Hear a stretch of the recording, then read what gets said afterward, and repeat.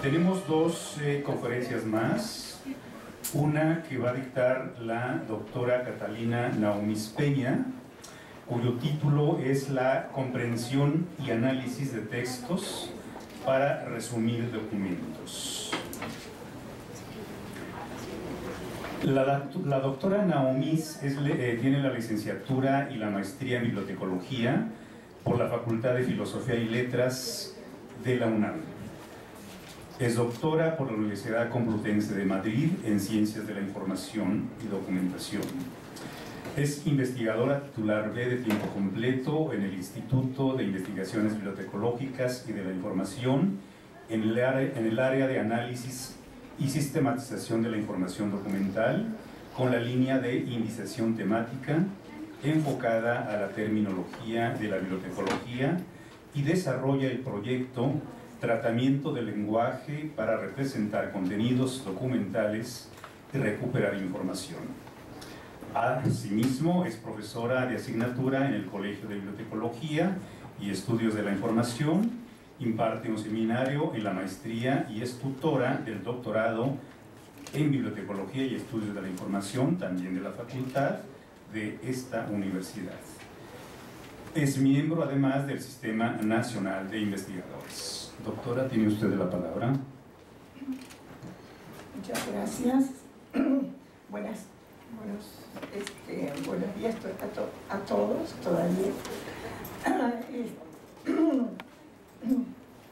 Hoy, en el día de hoy, quiero compartir con ustedes reflexiones que continúan un poco todo lo que se ha venido diciendo en la mañana de hoy, pero visto desde otro punto de vista.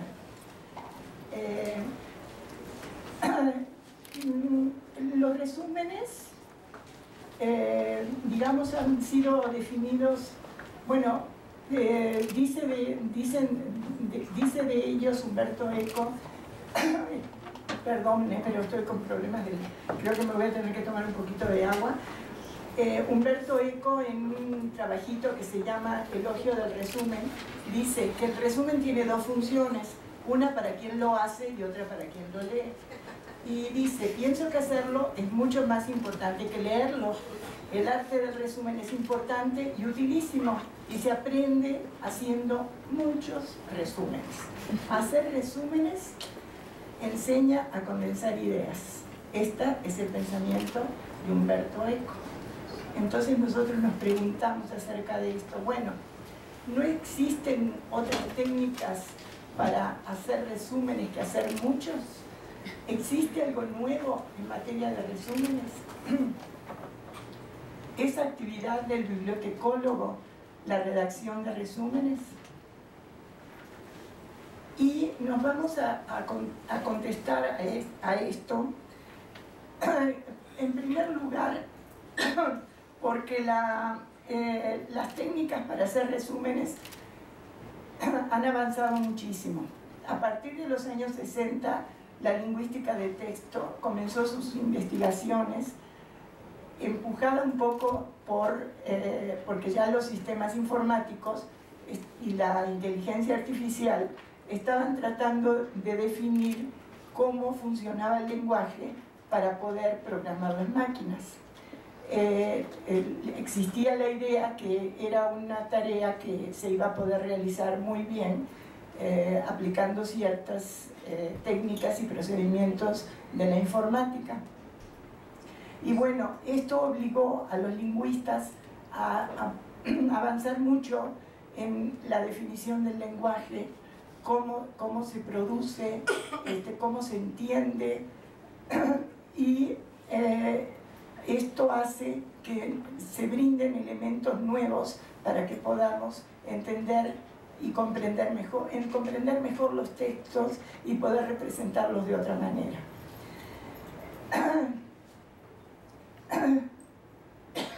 Y por otro lado, los bibliotecólogos anteriormente hacíamos muchos resúmenes. Ustedes a lo mejor no se acuerdan, muchos de los que están aquí, porque son muy jóvenes, pero en las bibliotecas hacíamos noticieros acerca de lo que recibíamos y teníamos que resumir, y a veces no se contaba con los resúmenes de los autores. Pero lo que sí siempre ha sido una tarea del bibliotecólogo es no solamente quedarse con la parte externa de los documentos que tenían, sino tratar de entender qué es lo que había en los textos para poder transmitírselo a los usuarios. Y esa aptitud es una tarea que tiene el bibliotecólogo como agente natural del proceso informativo. Es su responsabilidad entender lo que contienen los documentos. Es un trabajo mucho más cualitativo que la simple descripción. No es que se menosprecie la descripción, porque como vemos tiene muchísimos elementos que hacen útil a la sociedad disponer de ellos, y a lo largo del tiempo han permitido que la gente llegue, los usuarios lleguen hacia la información. Ahora bien, el objetivo principal de resumir en definitiva es obtener una versión sintética del documento o documento fuente, abreviando su contenido de tal forma que se seleccionen y reflejen los conceptos más importantes de dichos documentos. En la actualidad, a casi todos los autores que publican un artículo o que publican un libro, o los productores de cine o los productores de audiovisuales, tienen que entregar sus obras con un resumen de contenido de la obra. Ahora bien, también se desarrollan en los servicios de información resúmenes, porque no todas las obras vienen acompañadas de un resumen. ¿Y qué sucede con esto? Que dada la ingente cantidad de documentos, no es posible trabajarlos en forma manual. En eso estamos de acuerdo. La web nos exige, el internet nos exige que los documentos sean procesados de una manera rápida y por lo menos dar una noticia, pero ese no es nuestro trabajo. Nosotros mismos, cuando estamos haciendo investigación bibliotecológica, usamos la red del internet como una especie de gran enciclopedia para apoyarnos, pero no es cuando necesitamos un trabajo de profundidad, no recurrimos al internet, sino que recurrimos a los sistemas de información especializados, recurrimos a las bibliotecas. Eso sigue siendo una necesidad social, que la información esté bien calificada, que esté organizada de tal manera que un usuario que tiene necesidad de una información de calidad pueda lograr encontrarla, y nuestra tarea es brindarles ese apoyo. Ahora bien, perdón, pero no me compongo, voy a tomar otro traguito de agua.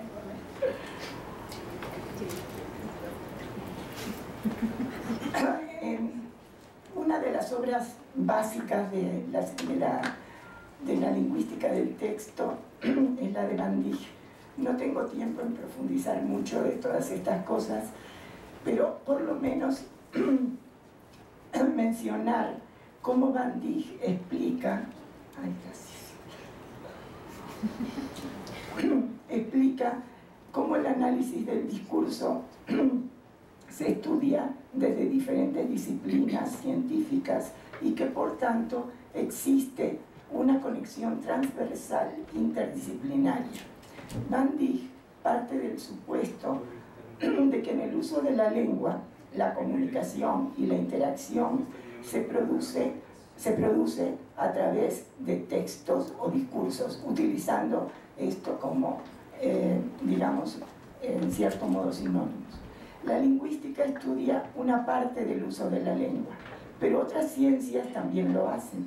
La sociolingüística, la psicología cognitiva, la pedagogía, la jurisprudencia, la ciencia política, la sociología, la comunicación y por supuesto la bibliotecología. La relación, esto no lo dice Van Dijk, lo decimos nosotros, ¿no? O por lo menos tenemos la esperanza de que sea una preocupación nuestra toda esta parte lingüística, porque sin ella no vamos a llegar a ninguna parte. Las relaciones textuales o discursivas se dan entre distintos tipos de textos, las estructuras, sus diferentes condiciones y funciones, los contenidos y los efectos que producen en los hablantes. Ahora bien, en realidad me adelanté porque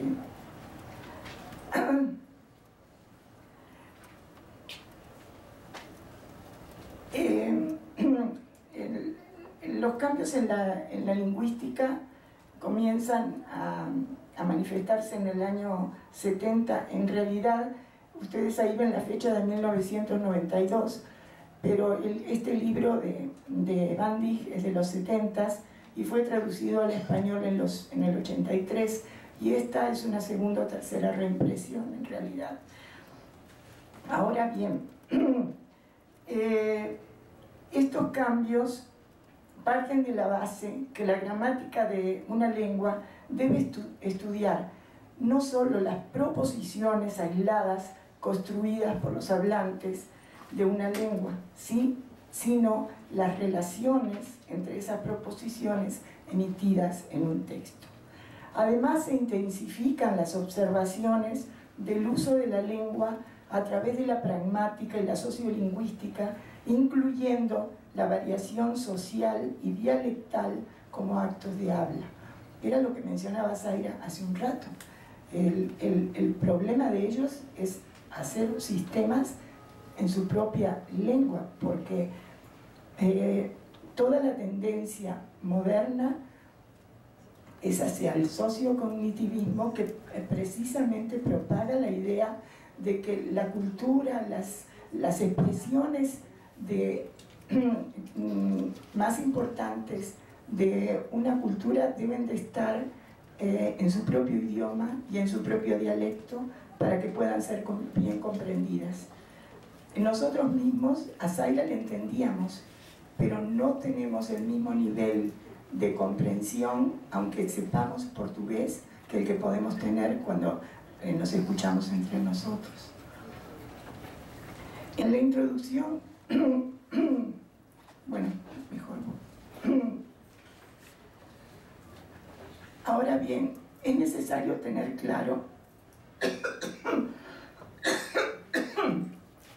que los distintos tipos de texto, las relaciones entre ellos y con la sociedad, tienen conexiones de diversa índole que se analizan desde puntos de vista distintos de acuerdo al campo disciplinario desde donde se realice.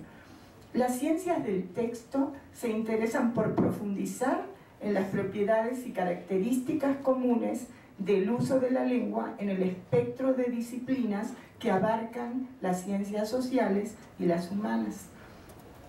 Otra ciencia que ha aportado mucho al campo de las relaciones entre textos o discursos en su interacción con el hombre y la sociedad es la psicología. En especial, la psicología cognitiva estudia los procesos a través de los cuales el individuo obtiene conocimiento del mundo y toma conciencia de su entorno, así como de sus resultados.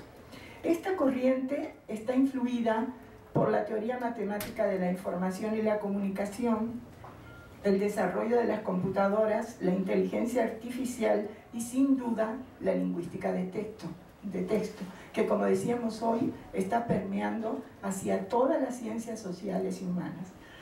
El área de análisis y sistematización de la información que se realiza en la ciencia bibliotecológica y de la información se concreta a describir los tipos de textos y los datos que lleven a su localización en los sistemas.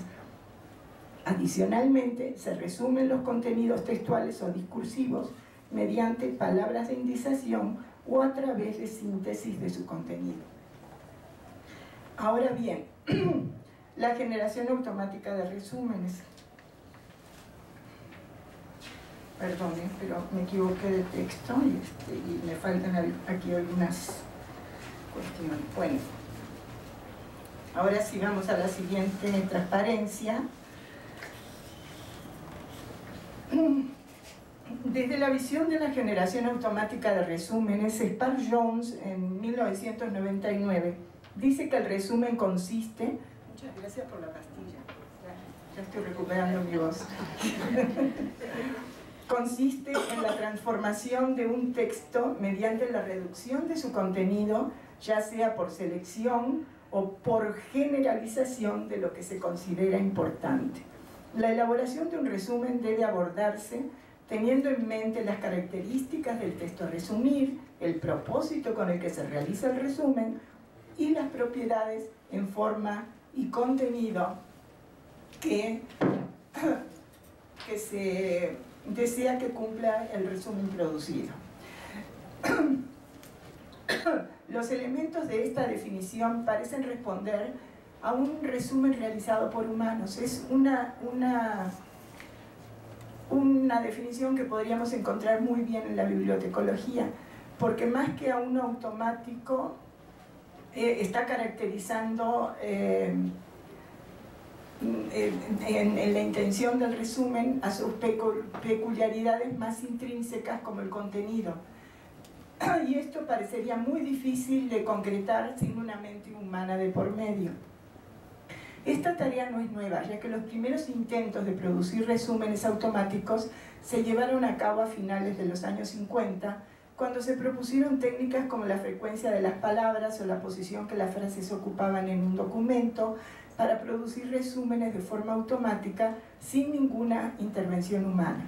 Sin embargo, ha experimentado una gran evolución en la última década, sobre todo desde el rápido crecimiento de Internet. La gran cantidad de información disponible en formato electrónico crece. Debido a esto, la generación de resúmenes mediante herramientas y sistemas del procesamiento del lenguaje natural otorgan la posibilidad de gestionar la información requerida más eficientemente. En realidad, los autores, cuando concluyen un texto, realizan la reducción de la información.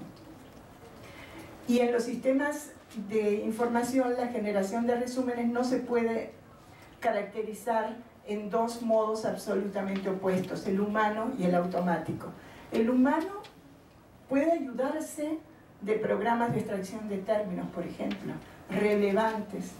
términos relevantes de un texto, y el automático puede utilizar atributos informativos definidos por el humano, característico de sistemas semiautomáticos.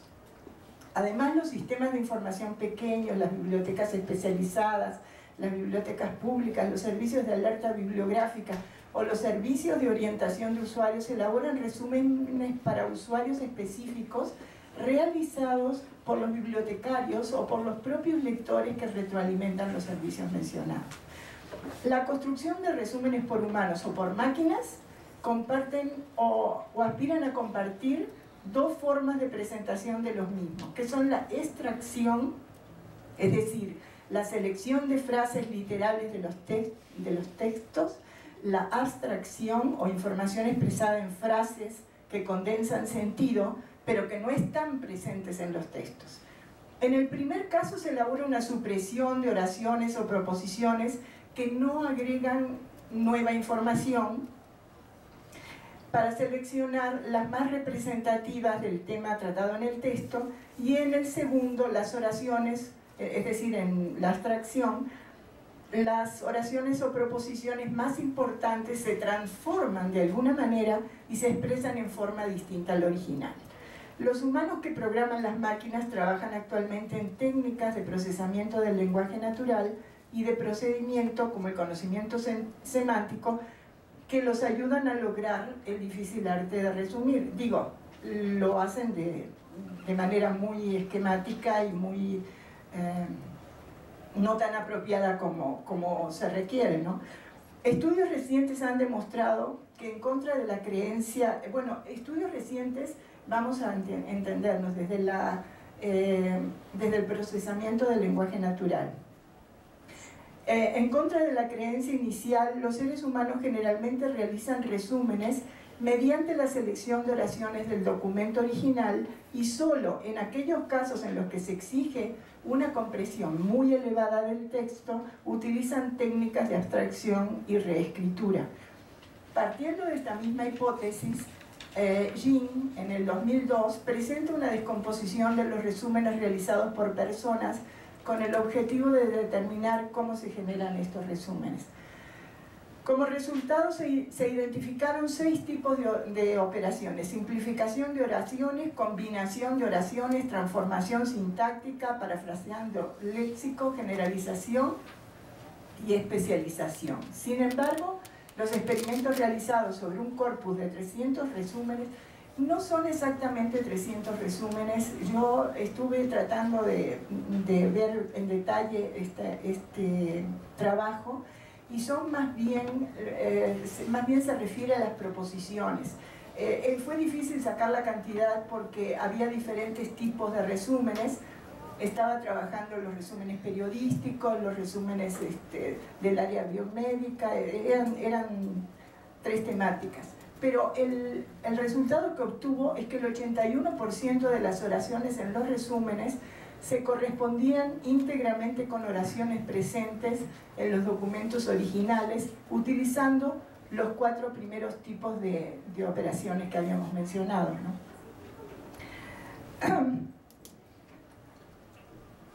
Ya sea por este motivo o por las dificultades que entraña la generación de resúmenes por abstracción, lo cierto es que durante los últimos años el interés y el esfuerzo de la lingüística informática se ha ido progresivamente trasladando hacia las técnicas de generación de resúmenes mediante extracción. La primera de estas aplicaciones la encontramos, por ejemplo, en la generación de resúmenes sobre noticias periodísticas. No voy a entrar en el detalle de este proyecto, pero lo que hace la Universidad de Columbia es revisa unos cuantos periódicos y ve las noticias sobre el mismo tema y va sumando las frases que no están, digamos, frases novedosas con respecto a la misma noticia. No pude comparar realmente cómo está funcionando estos resúmenes, pero por lo menos es un intento y ayuda a información que si el humano se pusiera a resumir sería imposible de hacer. Entonces brinda un servicio y tiene un determinado público. Ya el solo hecho de tener ciertos elementos hará que la gente decida lo que va a leer en cuanto a las noticias. Ahora bien, también hay que ver que nosotros sabemos que las noticias periodísticas tienen ciertas características, son muy sintéticas, tienen la primera información que en el comienzo del artículo casi siempre da el resumen de la información. Entonces tiene sus, digamos, una facilidad, este tipo de información que no la tienen otras, ¿no? Otra información como por ejemplo en el área de sociología o en el área de bibliotecología. La observación de algunos resúmenes producto de la generación automática muestran la dificultad de emular el proceso cognitivo humano y por ello no se puede apostar por adoptarlos como la solución a todos los problemas de transmisión de información resumida. Bueno, voy a tener que dejar de leer porque si no, no voy a terminar. porque lo que me interesa dejarles en el día de hoy es la idea de la importancia de la lingüística de texto para la bibliotecología. No es posible que estemos preocupados únicamente por la descripción exterior, que tiene su utilidad, pero al fin y al cabo, si nosotros somos especialistas en información, tenemos que entender bien los contenidos. Entonces, necesariamente tenemos que trabajar en la lingüística, tenemos que tener mayores elementos. Mismo hace ratito, cuando presentó el doctor Martínez su trabajo, estaba hablando de las tríadas de Peirce, en donde con los elementos que brinda la teoría de Peirce, podría estarse trabajando en los sistemas de información. Entonces, esto nos muestra que en todas las actividades nuestras, si tienen que ver con información, si tienen que ver contenidos, está presente en la lingüística. Entonces tenemos que ir de la mano con la lingüística. Por supuesto que también necesitamos elementos de la informática. Es evidente que tenemos que cambiar nuestra manera de trabajar, pero tenemos elementos que nos ayudan. Hay toda una tecnología nueva que nos ayuda mucho, y también hay estudios mucho más profundos con respecto a los textos que nos permiten hacer, digamos, en definitiva, mejor el trabajo que veníamos haciendo. En definitiva, para construir un resumen se debe suprimir la información secundaria para reducir a lo más importante, seleccionar una proposición que incluya de alguna manera la información suprimida, generalizar en una sola proposición varias de las suprimidas, construir. Se puede construir una proposición no mencionada en el texto que resuma la comprensión del lector sobre determinado tema del texto. Y como vimos, esto es un planteamiento que el procesamiento del lenguaje natural no puede hacer. Los resúmenes, entonces, construidos por la bibliotecología, tiene, además de estas técnicas modernas, tiene los postulados de la teoría sociocognitiva, de la terminología, que nos indican la necesidad de la competencia comunicativa. Y esta solo se puede dar a través del reconocimiento de la variación lingüística y dialectal de las lenguas. La debilidad del procesamiento natural del lenguaje es sin duda las características de variabilidad del sistema lingüístico y las metáforas, que no son detectables con facilidad a través de los procedimientos que puede utilizar las computadoras. La variación lingüística está asociada a factores sociales que se dan en un hablante o en una comunidad de hablantes. Todo esto del sociocognitivismo lo está recogiendo toda la escuela danesa, toda la escuela nórdica europea, porque ya se dieron cuenta que no se puede hablar únicamente de internacionalización de los sistemas sin respetar las variedades de las lenguas de cada grupo de hablantes. Ahora bien, las conclusiones de este trabajo es que la reducción de los contenidos informativos mediante una expresión clara, concisa y que mantenga las líneas semánticas del original se transmite en el resumen realizado por humanos. La posibilidad de hacer mejores resúmenes ha cambiado sustancialmente con las técnicas propiciadas desde la lingüística de texto y la psicología cognitiva. La generación automática de resúmenes por máquinas o semiautomáticos es una opción para organizar determinado tipo de información, pero no toda. Los resúmenes de los contenidos documentales son un aporte social y cultural fundamental para organizar información, y el bibliotecólogo no debe dejar de hacerlo. Mi mensaje es fundamentalmente: aprendamos lingüística del texto, aprendamos nuevas técnicas, pero no abandonemos toda esa parte intelectual, toda esa parte cualitativa que es el contenido de la información, que es lo que nos da reconocimiento social. Yo, durante todas las horas que estuve trabajando en esto, estaba pensando en un maestro que tuve en mi país, en Uruguay, hace más de 40 años, que se llamaba Samuel Blixen, y lo conocí cuando tenía 6 años, y fui a su biblioteca, y él me introdujo en la lectura, y conocía todos los libros de la biblioteca, sabía todo lo que había dentro, y para mí fue como entrar en el país de las maravillas. Y casualmente después fue mi profesor en la carrera de bibliotecología, y él era un gran conocedor de libros de aquella época, y también de los contenidos de las revistas, estaba al día en todo. Entonces esa parte cultural del bibliotecario no se puede perder, y tenemos trabajo para hacer, tenemos que seguir adelante. Gracias.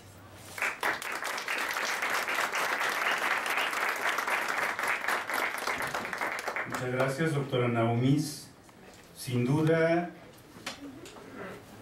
la lingüística del texto en el campo de la bibliotecología es un objeto de estudio y de investigación y de enseñanza muy necesaria, debido a que no solamente trascendería en todo caso en la organización documental, sino también en la propia enseñanza de la disciplina.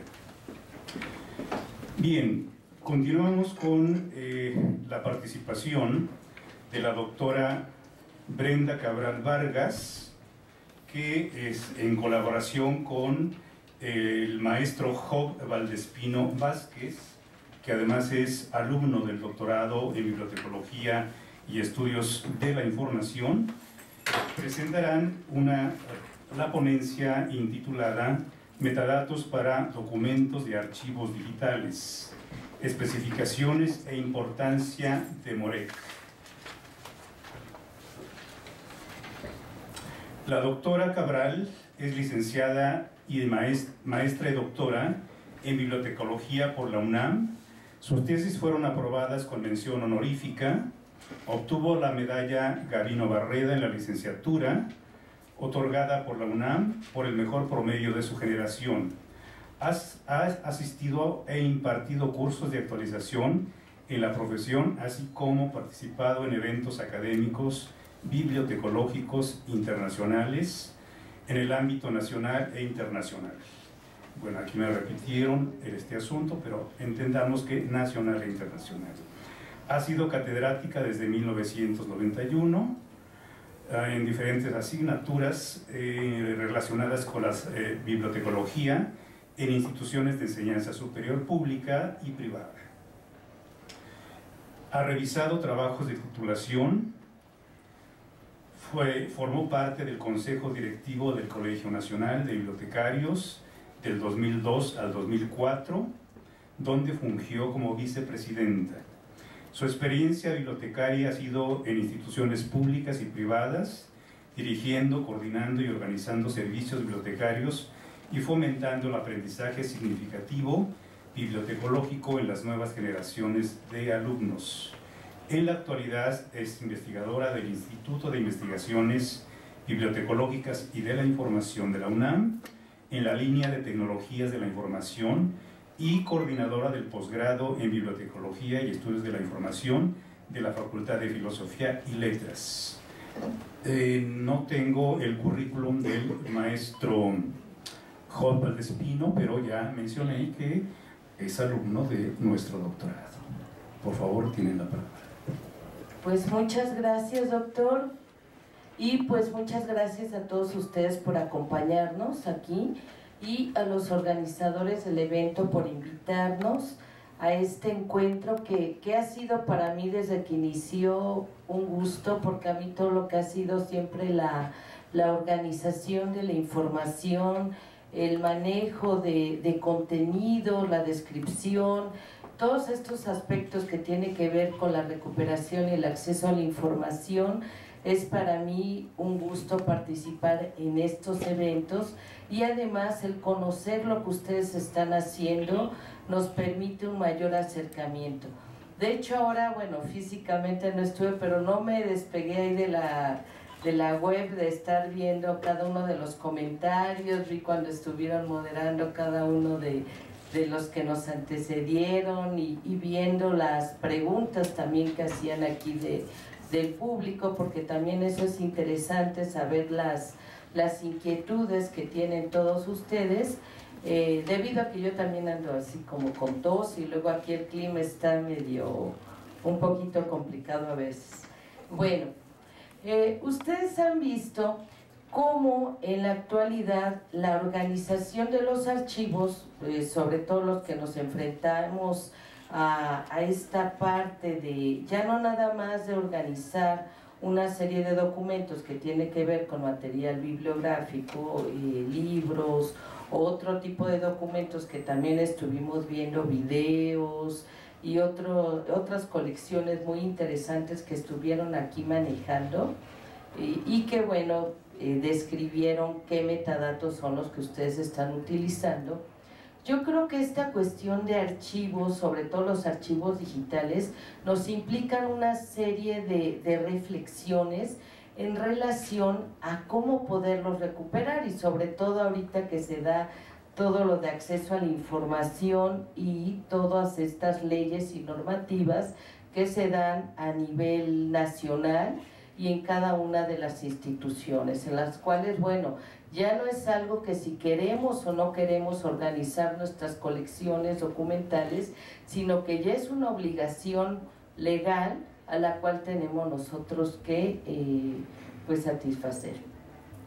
Es así que vemos que la información generada en todas estas estructuras organizacionales, ya sea en empresas o en instituciones, y de diversas índoles, porque vemos desde índoles educativas, legales, jurídicas, nos podemos ir hasta simplemente museos, diferentes lugares, y vemos que todos están generando sus propios archivos, y dentro de todos los documentos que están generando tienen una serie de archivos, ya sean sus archivos de trámite, sus archivos de concentración o muchas veces sus archivos históricos. Pero ¿qué están haciendo con todos estos documentos? ¿Realmente les están dando una organización adecuada? Y ya no nos vamos más allá con los archivos digitales. ¿Qué está pasando con todos estos correos, por ejemplo, que se están generando a veces entre las propias personas responsables de dichas instituciones? Antes nosotros, por ejemplo, podíamos guardar, y se tienen muchos documentos en los cuales se ve la correspondencia que había entre ciertos personajes históricos y luego quedan ahí guardados para la historia, esta comunicación que se daba. Ahora, cuando vemos que un responsable de un área se va de ahí, ¿y dónde quedan toda esa documentación de correos que se mantuvo con su público, con sus usuarios, o simplemente con la ciudadanía, si estamos hablando de alguna secretaría, de alguna institución gubernamental? ¿Dónde están quedando todos estos correos y estas comunicaciones?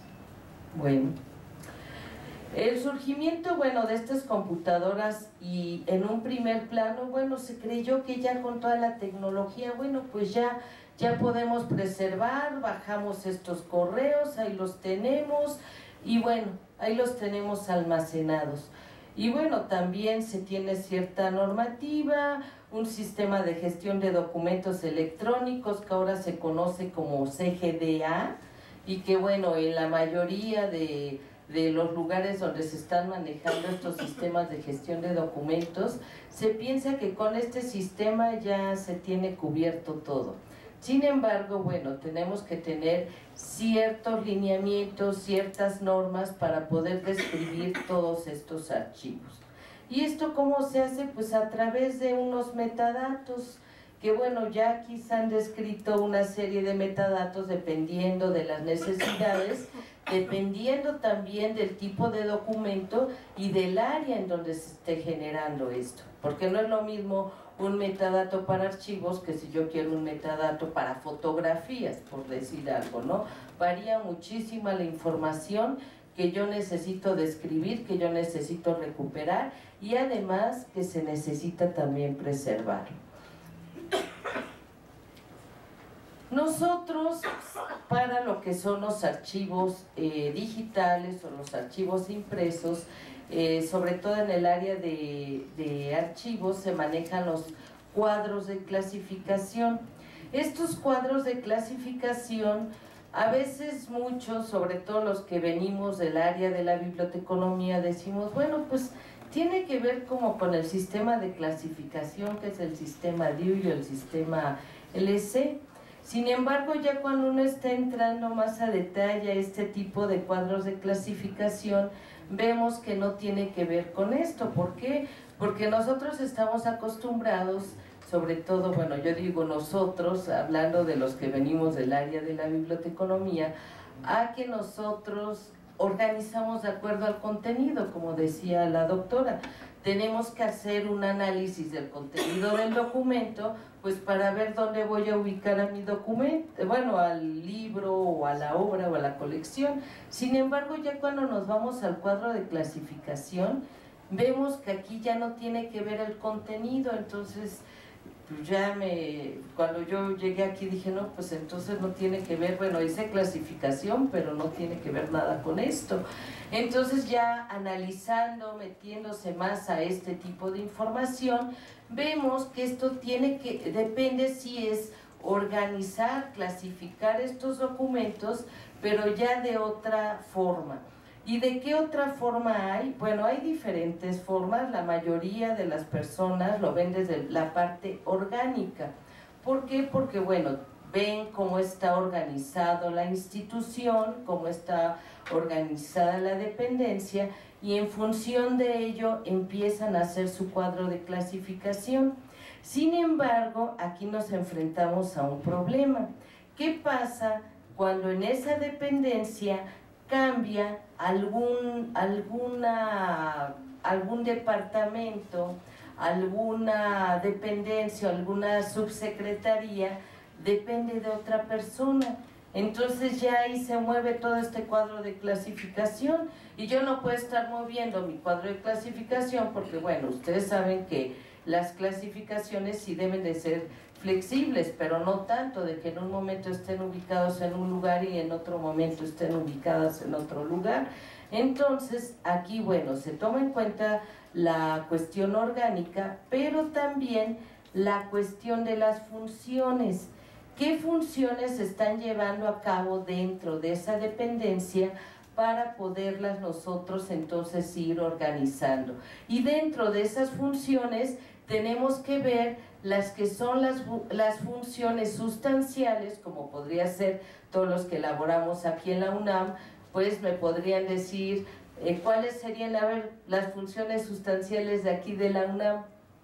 La docencia, la investigación y la difusión, efectivamente. Entonces, esas serían las funciones pues sustantivas en las cuales nos tendríamos que basar en función de ello para empezar a hacer una primera clasificación. Después de ello tendríamos que ver entonces sí cuáles de esas dependencias están haciendo esta función de la docencia, cuáles de ellas están haciendo lo que sería la difusión y cuáles estarían haciendo la parte de investigación, para que en función de ello poder sacar este cuadro. Además, tendríamos que ver las funciones que son recurrentes en cada una de ellas. Entonces, bueno, esto es para darles así de manera muy general a los que venimos del área de la biblioteconomía y podamos entender qué es el cuadro de clasificación y por qué es importante. Ya posteriormente lo que va a dar aquí el maestro Job en relación a estas normas MOREC que nos van a permitir relacionar este cuadro con todos los metadatos que vamos a ir viendo. Sí, este sistema de clasificación nos va a permitir ir a través de las funciones de la organización, como yo les decía, ir acomodando o adecuando todas las diversas funciones que se llevan a cabo, y para ello, previo, yo debo de tener ciertos instrumentos, que son los instrumentos jurídicos, la normativa de la dependencia. Yo no puedo irme por la libre y decir, bueno, yo lo voy a acomodar aquí, esta función, porque yo creo que aquí es importante. No, yo tengo que irme también a las cuestiones jurídicas y de normativas para ver si es una función normativa, es una función pues común, ¿no? Y luego también los esquemas de clasificación existentes, porque yo les decía, se manejan diferentes archivos. Entonces, si yo quisiera hacer un sistema de clasificación general para la UNAM, pues yo tengo que ver los esquemas que se han estado manejando dependiendo de los archivos que se están manejando dentro de la UNAM. Si son los archivos históricos, los archivos de concentración y los de trámite. Yo no puedo ver de manera separada, porque yo también necesito ir normando criterios y posteriormente los recursos con los que contamos. Este cuadro debe de tener ciertas características que yo les decía, de unicidad. También debe permitir una clasificación segura y estable. Yo les decía, no puedo estar cambiando que porque ya una dependencia cambió, bueno, pues ahora yo todos estos documentos ya los paso a otro lado. No, porque vamos asignando números. Entonces, esos números son recurrentes y no pueden estar variando. Y también su estructura debe ser universal. También para elaborar este cuadro de clasificación es necesario ir viendo algunas semejanzas y diferencias entre las categorías de los agrupamientos y además los términos con los que se están manejando dentro de este cuadro de clasificación. Aquí les pongo nada más de manera muy general, porque también Job va a hablar ya básicamente del cuadro. ¿Qué se tiene que tomar dentro de este cuadro de clasificación? Que es las secciones, las series, los expedientes, y todo ello nos van a formar una unidad documental. La unidad documental es la que posee o contiene la variedad de tipologías documentales que van a estar relacionadas con algo en común, ¿sí? Yo les decía, si yo tengo, por ejemplo, todo lo de docencia, eso es lo que me va a dar una unidad documental compuesta. O yo puedo tener una unidad documental simple, que puede ser todo el expediente de un estudiante. Únicamente ahí yo tengo pues toda su información desde que él entró, puede que él entró desde el nivel bachillerato, y ahí tengo toda su unidad. Aquí vemos el cuadro de clasificación en MOREC. Se basa en una serie de características que toma en cuestión algunas normativas que se utilizan de manera muy general dentro de la archivística, y siempre considerando lo que sería todo el sistema general de archivo, electrónico en este caso. Yo les cedo la palabra ya a Job, porque si no ya no van a poder ver a detalle estos metadatos que son muy interesantes, y van a ver que la característica principal es que nos va a permitir preservar a largo plazo por ciertas cuestiones y ciertos campos que se manejan aquí. Gracias.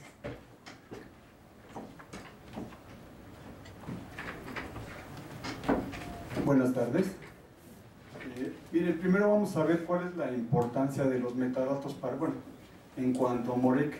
En cuanto a MOREC, estos datos son información estructurada que nos va a permitir en un sistema de gestión de documentos de archivo la creación, la propia gestión y la accesibilidad del documento de archivo. Nosotros conocemos muchos metadatos por ejemplo, en un libro, el título y esto, pero en documentos de archivo, bueno, hay varios tipos de metadatos, que están los de contenido, los de contexto y los de estructura, que esto los vamos a ver más adelantito, pero hay otros metadatos además de esto, que es el título del propio documento, el contexto, las relaciones que tiene este documento de archivo, y también la pista en MOREC da cuenta de la pista, cómo es que se está moviendo este documento de archivo, quién lo ha modificado en caso de que se haya modificado, y otras situaciones, pero es importantísimo en la parte de documentos de archivos, los metadatos. Ahorita vamos a ver más adelantito lo que nos comentó la doctora Brenda, referente al cuadro de clasificación, para que tengan una perspectiva y una visión más general de lo que es MOREC. Bueno, es un modelo integral en donde se consideran las entidades jerárquicas, que lo vamos a ver más adelante, en los sistemas de gestión de documentos de archivo. También vamos a ver los requerimientos de cada entidad, vamos a ver cuáles entidades existen y los metadatos asociados y la trazabilidad de estos metadatos. Estos pueden ser para auditoría o de simple bitácora, así como algunos otros módulos que aquí pusimos casos de prueba que, bueno, déjenme hacer un paréntesis. Ahorita vamos en MOREC 2010. Esta especificación MOREC nació en el 2001, se publicó en el 2001 por la Comisión Europea. Esta comisión contrató a una compañía que se llama Corwell para que hiciera esta especificación, que hacía muchísima falta. ¿Sí? Entonces, bueno, se empezaron a especificar estas entidades que vamos a ver con más detalle en un momentito, y posteriormente en el 2008 nace MOREC 2, que MOREC 2, además de esas entidades como es la clasificación, el cuadro de clasificación, las clases, los expedientes y los documentos de archivo, ya también trae otra cosa adicional. Trae como si fuera una ISO, una norma aparte, porque es una especificación esta de MOREC, dice qué documentos se tienen que utilizar para certificar que se está cumpliendo con cada uno de los requerimientos. MOREC es modelo de requerimientos, entonces si se está cumpliendo ya MOREC con cada uno de estos requerimientos, y se lleva una traza de si se cumple o no, y se hace una lista de verificación para ver en qué porcentaje un archivo de una organización o de una institución cumple con la especificación MOREC. Posteriormente, en el año 2010, se crea MOREC 2010, y ya cambia un poco esto, ya no, bueno, no cambia, siguen siendo los requerimientos, pero ya los agrupa. Actualmente la tecnología ha avanzado tanto que hay tantas aplicaciones que ahora lo que hacen es agruparlas y crear servicios de aplicaciones de software, algo que se llama SOA. Esta es arquitectura orientada al servicio, y UOA, arquitectura orientada a la web. UOA es adelante de SOA, pero MOREC 2010, la gente ya no fue la gente de Corwell, sino contrataron a otra empresa, y a través del foro DLM, que al principio en el 2002 se llamaba Datos Legibles por Computador, el acrónimo, y ahora el acrónimo significa Gestión del Ciclo de Vida de los Documentos, y empieza a utilizar estos servicios, y entonces crea su estructura basada en 9 servicios, que 9 servicios son como las entidades que maneja MOREC de 2001.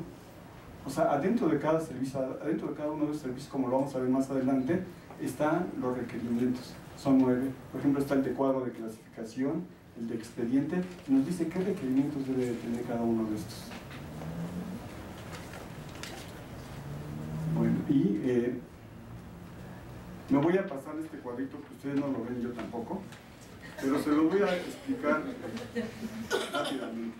Este es un cuadro que nos representa, me voy a referir un poquito a lo que es la clasificación, ¿sí? Y que la clasificación es la identificación y la estructuración sistematizada, como lo comentaba la doctora, de las actividades de una organización y de los documentos de archivo emanados de esas funciones, o de las funciones, de función o funciones, y agrupados en categorías y representados en un cuadro de clasificación. Entonces, este es el diagrama de representación de un cuadro de clasificación.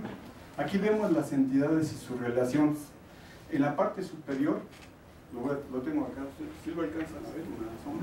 Creo que mejor que no. Pero bueno, en la parte superior está el cuadro de clasificación, que no es más que una jerarquía, ¿sí? una jerarquía en donde un cuadro de clasificación puede tener varios niveles. Más adelante, en una tabla que vamos a revisar con calmita, vamos a ver qué tantos niveles debe de tener un cuadro de clasificación, cuál es el mínimo, ¿sí? Y qué tantos expedientes puede haber o documentos de archivo en un cuadro de clasificación. Entonces,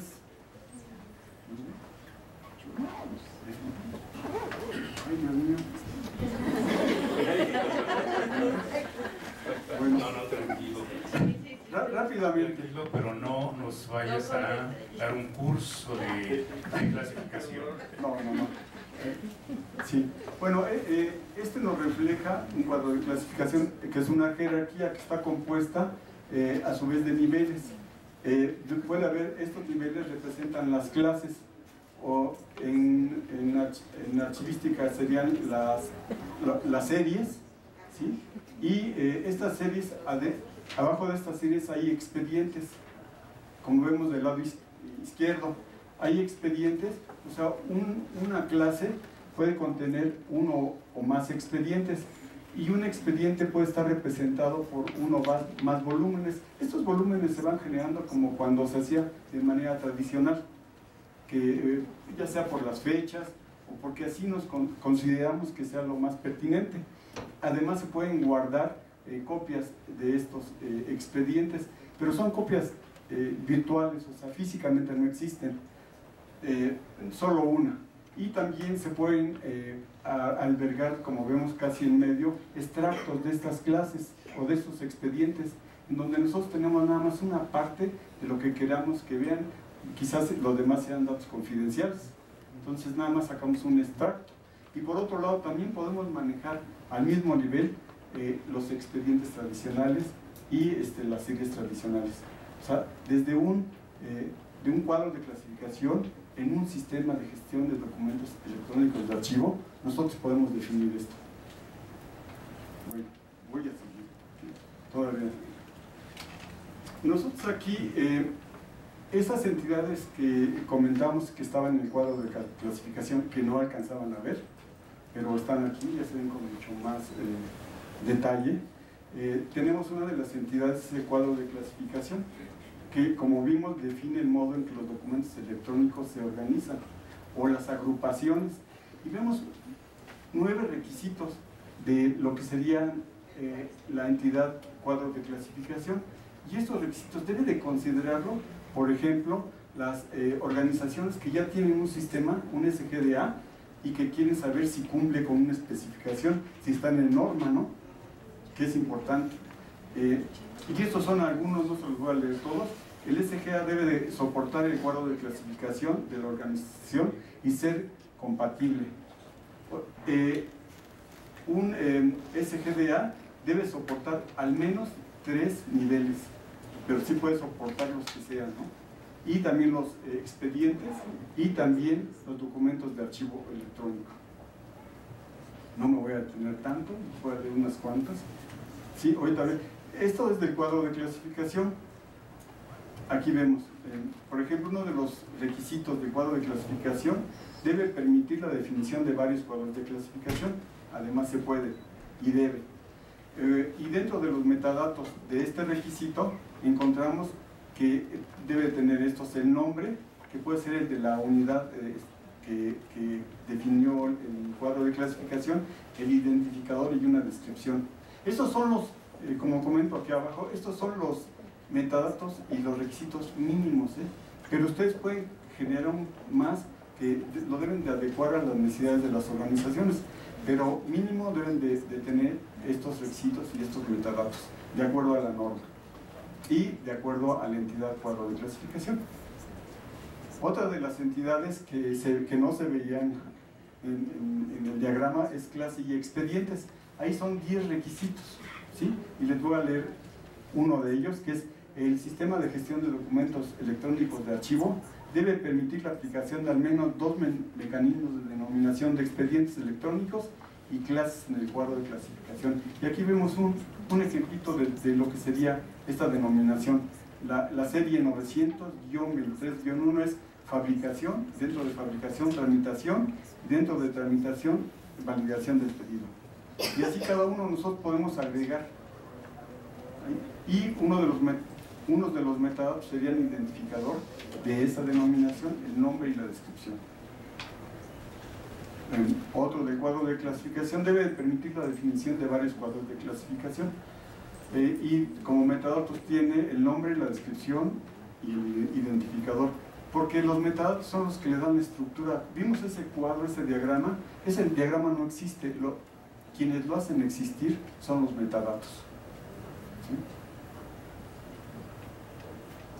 Por ejemplo, aquí vemos otro requisito de clase y expediente del SGDA, debe de permitir la aplicación de al menos 2 mecanismos de denominación, y nuevamente tenemos identificador, y creo que aquí ya me regresé. ¿Sí? Debe de grabar la fecha de apertura. Bueno, en este caso, ahorita como vimos en el diagrama, tenía una clase, tenía expedientes y tenía volúmenes, y dentro de los volúmenes documentos de archivos. Y ya nada más para no, el SGDA, el Sistema de Gestión de Documentos Electrónicos de Archivo, debe de permitir mover expedientes entre clases, documentos de archivo entre expedientes, y cuando se mueven estos, hereda de los volúmenes o de los expedientes o de las clases a donde se movió su denominación automáticamente. ¿Sí? Y me voy al que sigue, el que ya hablábamos de los volúmenes, debe de tener un identificador y una fecha de apertura, el volumen, y son muchísimos requisitos en cuanto a las entidades. Aquí hay una entidad que se llama mantenimiento del cuadro de clasificación, que nos lleva de la mano de cómo se debe de capturar la información, qué se debe de tener, qué mecanismos para la captura y qué metadatos para la captura. Aquí vemos algunos de los metadatos: historial de clasificación, el SGDA debe dejar constancia clara del estado de cualquier clase. O sea, si hay algún movimiento, si hay incluso alguna alta de algún usuario, algún perfil de algún usuario, porque en estas entidades también intervienen nuestros usuarios, y estos usuarios van a tener perfiles, y cada movimiento de estos usuarios, cada alta, cada modificación, incluso hay un movimiento de los expedientes, de los volúmenes, se va guardando un historial. Ese es según MOREC, y esta especificación, bueno, está ya muy utilizada en varios sistemas de gestión. Incluso la norma 15489 la toma como un referente. La norma 15489 es para gestión de documentos de archivo. Aquí seguimos lo del mantenimiento del cuadro de clasificación, y déjenme, voy a documentos de archivo. También tiene unos requisitos que conviene que el SGDA pueda capturar los siguientes tipos de documentos, y nos dice qué tipos de documentos de archivo. Este es para que ustedes puedan hacer un checklist y revisar si ustedes ya tienen un SGDA y ver si cumplen. Si ustedes van a adquirir uno, pues hacer comparaciones entre los proveedores y ver cuáles son los que cumplen con esta especificación. Y bueno, aquí en este caso no, pero si son desarrolladores o compañías que vendan software, pues ver qué es lo que están vendiendo, ¿verdad? Es importantísimo. Hay muchísimos más requisitos, incluso requisitos hasta para ver cuál sería el rendimiento, la capacidad de nuestro SGDA, donde ya no se pueden verificar los requisitos, solo con otro tipo de herramientas. Aquí nada más para concluir, que yo creo que es algo muy importante, además de todo lo que nos estuvo diciendo el maestro Job, serie de metadatos que nos permite MOREC, por ejemplo, nos permite ver la versión, nos permite ver aspectos, por ejemplo, de los cambios que ha habido. Entonces eso a futuro nos permite lo que sería la preservación de este tipo de archivos. Y bueno, aquí nosotros, como una reflexión final, le pusimos que realmente MOREC es una buena opción, que genera una gestión adecuada, ordenada, y que es fácil tanto para almacenar como para encontrar la información, pero sobre todo para la preservación. ¿Por qué? Porque nos va a permitir saber hasta la versión con la que estuvimos trabajando, también de los cambios que hubo, por ejemplo, en esta parte del historial, como los van guardando, nos permite saber quién tuvo acceso a dicho documento digital, y entonces nosotros podemos preservar a futuro todo lo que son los archivos digitales. Muchas gracias.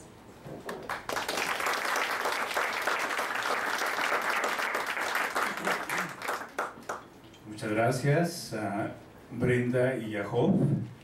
Sin duda, por supuesto que los archivos es un objeto de investigación y de estudio de la disciplina. Considerando que aquí tenemos a la coordinadora de nuestro posgrado, sería muy deseable que un curso de esta naturaleza fuese incorporado a la currícula, de la maestría por lo menos. Bien.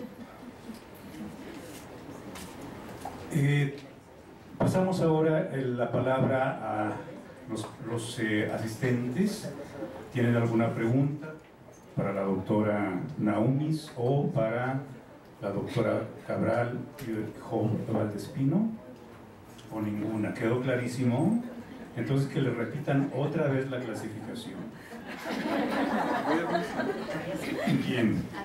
Rosenda, por favor. Después por allá Adriana. Solamente un comentario muy breve respecto de lo que nos platicó Katy.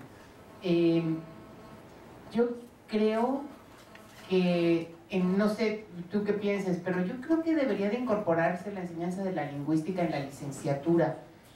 Yo no sé si hay algún planteamiento o avance al respecto. Bueno, en realidad no se pueden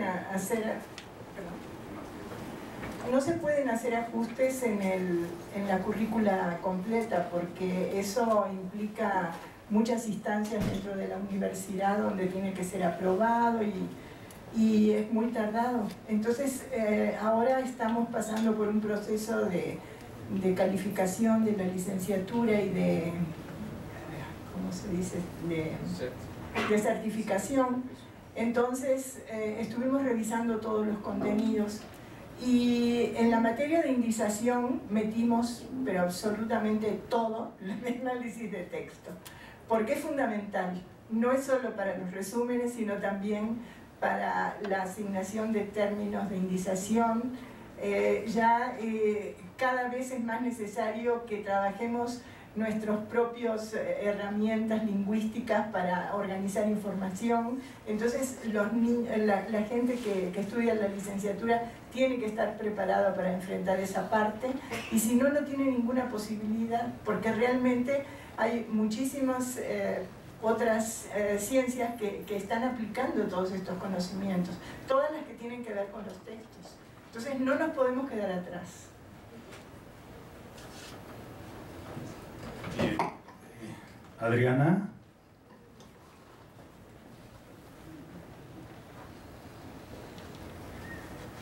Buenas tardes, mi nombre es Adriana Monroy. Es la pregunta para la doctora Brenda y el maestro Job. En el sentido de que estos metadatos, cada vez más la tendencia es al desarrollo de descubridores de información. Los catálogos tradicionales están pasando a una nueva etapa, en donde se relacionan otro tipo de recursos y otro tipo de objetos y entidades. MOREC sería una opción para vincular estos datos bibliográficos con los datos sobre archivo, considerando que un autor tiene cierta producción y esa producción pudiera estar registrada en Sistema Nacional de Investigadores y debe de tener su archivo, por poner un ejemplo. Entonces, esos datos que corresponden a archivo pueden estar vinculados con su producción dentro de estos descubridores de información, considerando que desconozco John Morek, pero puede tener una relación con dentro de estos descubridores de información.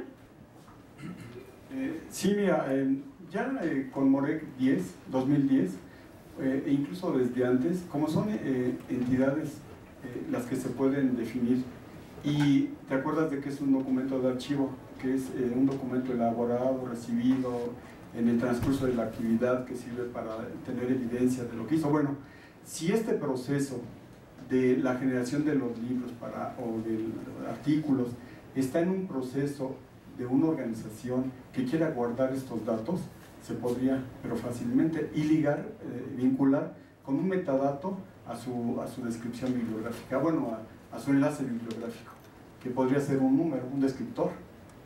Pero sí, lo tienen todo, incluso, ya no tuve tiempo ahí de comentar, pero se pueden representar incluso documentos de archivo, que cualquier documento es un documento de archivo, incluyendo se pueden vincular a varios expedientes y se pueden salir a otras entidades. Ahora con esto de los servicios, de que Morek 2010 ya se enfoca a servicios, y dentro de los servicios a requerimientos casi se puede hacer todo. Pues ahí vamos con todas las entidades que se pueden crear entidades automáticas incluso. Se pueden incorporar plugins, o sea, softwares adicionales que podrían ser los de biblioteca. No sé si... ¿Alguna otra intervención? Tenemos tiempo. Sí, por favor, allá atrás, no veo quién es. No, más atrás. Y después usted.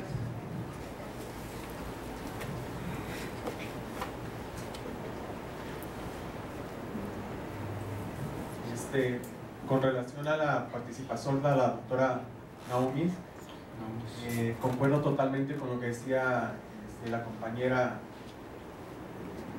de la importancia de incorporar todo este tratamiento de lingüística a las carreras, ¿no? O a la carrera, y es importante porque de una buena indización de nuestros documentos depende la recuperación o no recuperación de ellos.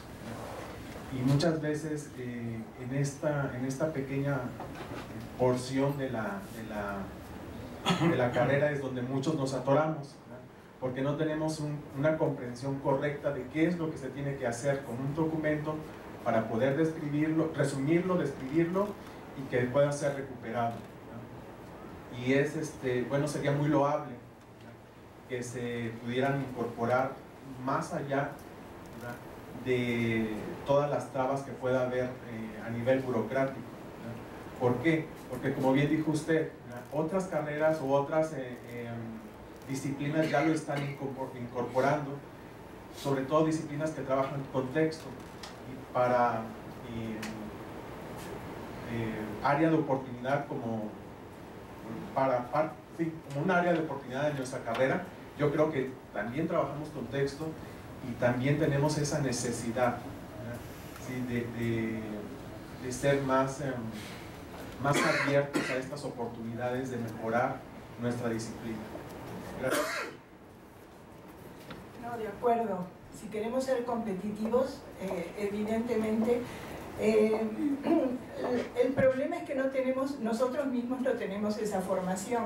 Entonces, por ejemplo, mis alumnos de maestría, tengo una alumna que me está ayudando en las clases de indización, que es la licenciada Angélica González. Ella tomó clases en la maestría de semántica, de lexicografía. Entonces, entre las dos hemos ido definiendo un cuerpo de conocimientos que creo que son muy útiles a los alumnos. Incluso un alumno que está en Colombia nos escribió que fue a la Interamericana, que es una de las escuelas más importantes de América Latina después del instituto. Entonces, y uno de los profesores había sido alumno precisamente de Van Dijk. Entonces, nuestro alumno de bibliotecología de la facultad se sintió muy emocionado de que él pudo conversar con este señor que regresaba de Europa, de tomar clases con este señor. Entonces, imagínense que en la escuela interamericana ya también están preocupados por esto. En España, todas las escuelas también lo están trabajando, y sobre todo porque estamos en otro entorno social en el que la lingüística y la lingüística propia está tomando importancia. Entonces, si nosotros vemos, por ejemplo, los catálogos con las listas de encabezamientos de materia, que son traducciones de las listas americanas, reflejan toda la cultura americana. Entonces, tenemos que trabajar en todo ese material que nos va a hacer más competitivos y que además le va a brindar mejor servicio a nuestra sociedad. Eso es lo más importante. Bien, una última intervención, por favor. Buenas tardes, Gabriela Vázquez. Bueno, yo tengo dos preguntas. La primera es si pudiéramos pensar o comparar de alguna manera que MOREC sería algo así como el RDA, pero para los archivos, para lo que es la descripción del ciclo vital del documento, que creo que así se denomina. Y por otro lado, si ustedes han tenido la oportunidad de ver qué piensan los archivistas, porque hasta donde yo sabía, una gran contradicción que había en la archivonomía es que no se tendía a la normalización, y por eso también había muchas inconsistencias en esa preservación. O sea, no había posibilidad de trazabilidad dentro de los sistemas de clasificación. Entonces, a mí sí me gustaría saber si ustedes han visto qué piensan los archivistas con respecto a esta tendencia, que es justamente lograr una preservación, pero también una normalización, algo que sea estable y que sea además aplicable a diferentes archivos, a diferentes organizaciones. O sea, esas serían las preguntas. Bueno, mira, en este sentido yo creo que sí es muy importante ver que ya empieza a haber este interés por parte de las instituciones de ir unificando criterios. Simplemente dentro de la UNAM, con toda esta normativa, ya empieza a surgir esta idea de que, bueno, cada uno organiza sus archivos ahorita de manera actual, conforme podían. Sin embargo, ahorita se está sacando un cuadro de clasificación único. De hecho, a mí me tocó estar en este comité y estamos haciendo este cuadro de clasificación precisamente, en el cual estamos partiendo de un censo, primero, de ver en cada uno de los archivos cómo están manejando sus propios documentos. ¿Para qué? Para ver cuáles son las prácticas que han tenido mejores resultados y qué cuadros de clasificación son los que nos podrían, unificando, claro, cada una de las funciones, dar mejores opciones. Pero vemos que MOREC es algo específicamente para archivos digitales, y en el cual, si se fijan, como mencionaba el maestro Job, nos permite ver hasta en qué parte, por ejemplo, del archivo ha tenido alguna modificación, algún cambio. O sea, muy a detalle nos permite realmente asegurar que ese documento es el que nosotros, el auténtico, porque muchas veces ese es el problema, que al estar cambiando o el ir haciendo resguardos, el documento con las diferentes versiones va variando, entonces ya no es el documento original. Entonces es ahí donde MOREC nos está permitiendo poner toda esta serie de versiones, y además, como él también bien lo mencionó, lleva un historial en el cual nos va diciendo, bueno, tuvo tal cambio, tal persona modificó, tal persona hizo un resguardo.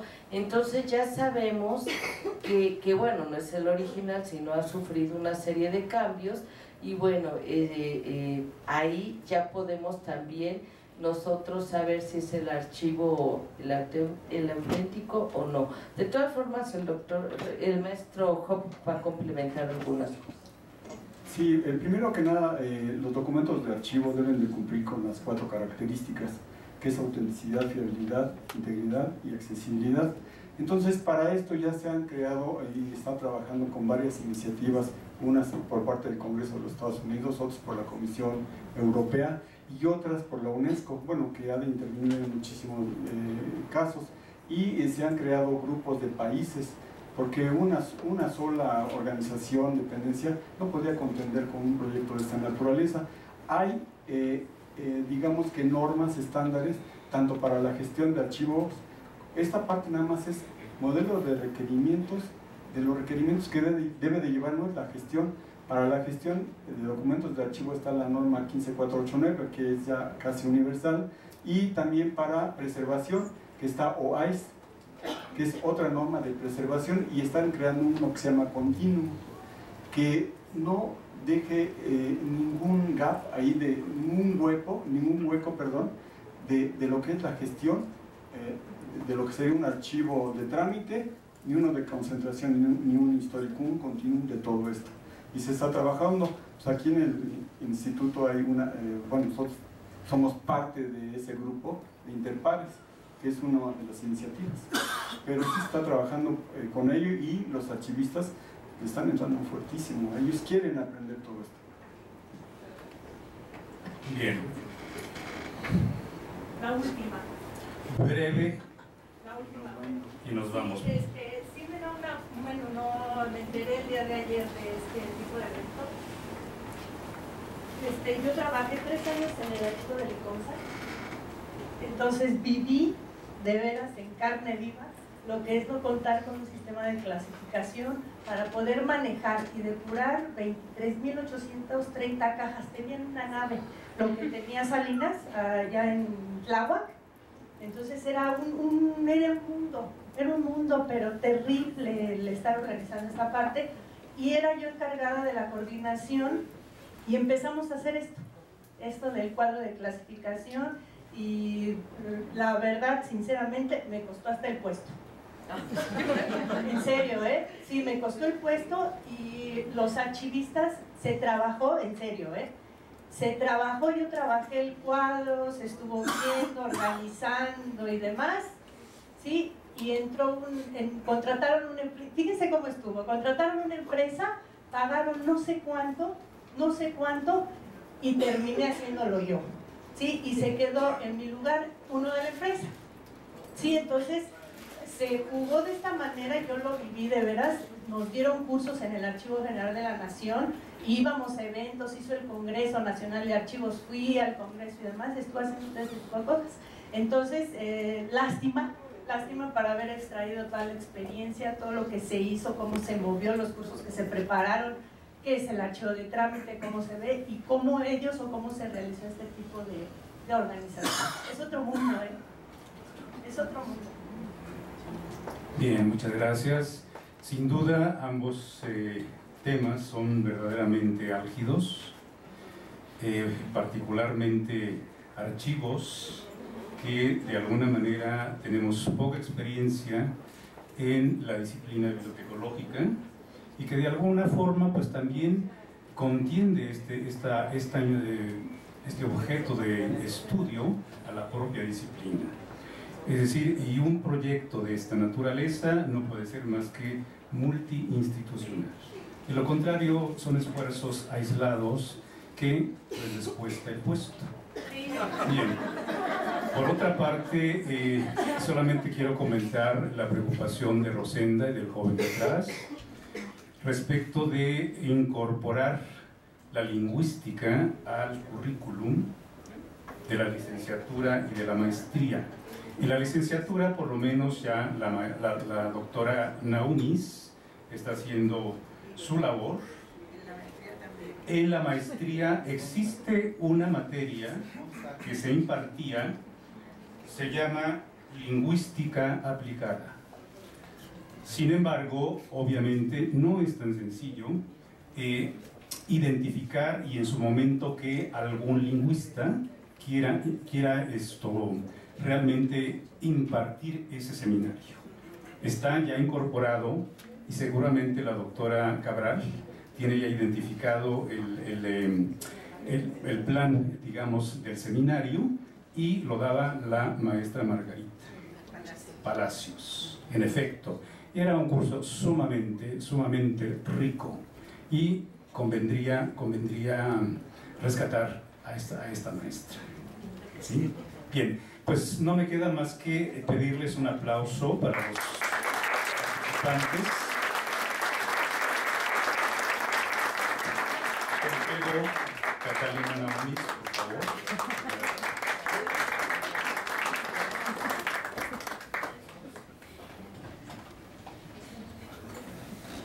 Doctora Cabral.